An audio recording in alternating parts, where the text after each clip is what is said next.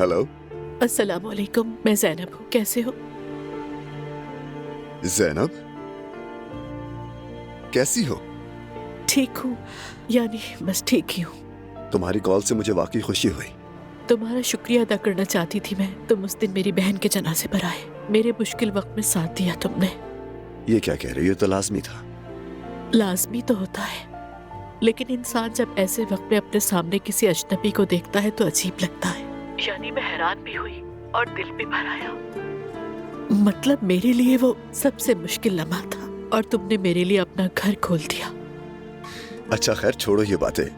मुझे अपनी तारीफ सुनने की आदत नहीं, समझ नहीं आता क्या जवाब दूं। जरूरत नहीं जवाब की, बस ये बात जान लो कि मैं तुम्हारी बहुत मखरूस हूँ। तो फिर तुम कल अपना ये कर्ज अदा कर दो।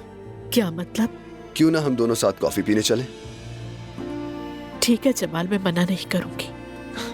तो फिर कल मिलते हैं। मिलते हैं।